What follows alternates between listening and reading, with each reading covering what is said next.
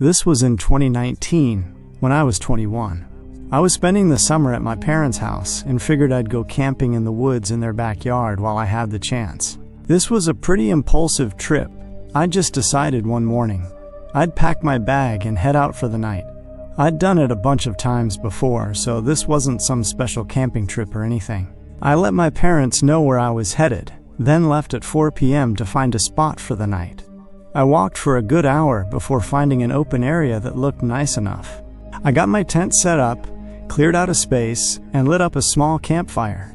It was really cozy, and the sun slowly setting made it even better. Exactly the kind of night I was hoping for, but it really didn't take that long for it to get interrupted. The sun was just about to pass the top of the trees when I heard a voice, a male voice sort of muttering or talking. I almost felt like it was echoing because it was hard to pinpoint exactly where the voice was coming from. It was also dark enough where the shadows from all the trees made it really hard to see much of anything. I probably should have mentioned these woods behind my parents' place were pretty vast and unexplored. No trails, so running into someone would have to be very coincidental. I thought they'd likely just pass by and that would be the end of it. But I continued hearing the voice for probably 5 minutes. Long enough that it seemed they weren't just walking, they were maybe staying near me on purpose. Eventually, I called out, just yelling hello to see if they'd respond. But before I even finished speaking the word, the voice cut out.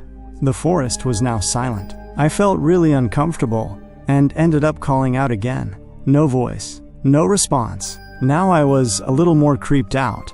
With only 20 or 30 minutes left of the thin layer of sunlight, I decided I would just move spots. No need to stay there and be creeped out all night. Within a couple minutes, I was heading back into the trees looking for another place to call home for the night. I didn't have as much luck though. 15 minutes in, with the fading sunlight rushing me, I decided to just settle where I was. Basically, just among all the trees. It was a good thing I did though, because by the time I finished setting up camp, there was no light left. The sun was fully down, and the woods were dead silent. I found it calming though, knowing I'd be able to hear if that guy came back around for whatever reason. I built up another small campfire. Enjoyed the warmth for a while before grabbing my snack bag and taking out some stuff to make s'mores. I got a small stick, stabbed a marshmallow on top, and held it over the fire. I don't know what it was about it, but roasting a marshmallow over a campfire is just one of my favorite things to do. It helped get my mind off of things. I made a few s'mores and hung around the fire for a good long while, several hours at least. It was pretty late by then, and I was letting the fire begin dying out. It was still somewhat bright, but only half as much as before. But then, I heard the crunch of leaves behind me. I thought it sounded like somewhere to the back left of my campsite. It was completely dark though, and once I looked over there, whatever it was had stopped moving. Again, I called out. Honestly, I wasn't expecting much, considering how last time went. But a few moments later, a man stepped out of the woods and into the light, though it startled me because he came from a different area than what I was looking at. "Didn't mean to scare you," he said with a smile as he casually walked up to the fire and sat next to it. He held his hands out to warm them by the fire. He acted as if he were supposed to be there, or like he knew me or something. Can I help you?"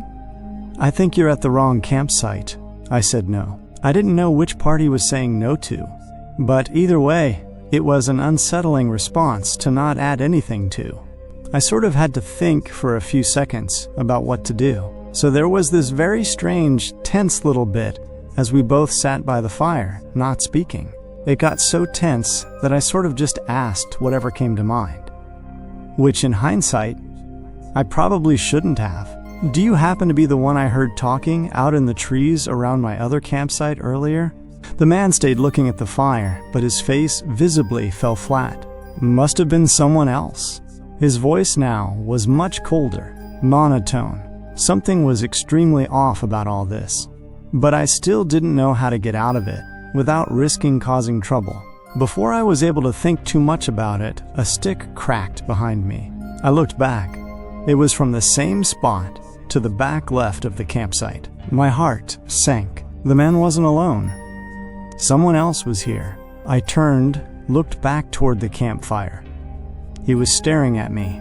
To be perfectly honest, I don't even remember whether he was smiling or angry, because all I remember was the intense, cold, and dead look in his eyes. I instantly sprung up from my chair and made a dead sprint into the trees. I heard one of the men say something, clearly talking to the other, in frustration. And momentarily, I heard footsteps running up behind me. However, as I got deeper into the woods and into the darkness, I lost them. Having grown up in these woods as my backyard, I was still able to somewhat navigate through them and to the road. I followed it back to my parents' house. They called 911 for me. Long story short, I led a team of officers to the campsite in the morning. Everything was gone. I don't know if that makes things better or worse. On one hand, it could have meant they were just there to rob me. But on the other hand, it made it definite that they had bad intentions. So they really could have been trying to do anything. After all, one of them did chase me for a minute. Shouldn't surprise anyone to say I never went back in those woods behind my parents' house.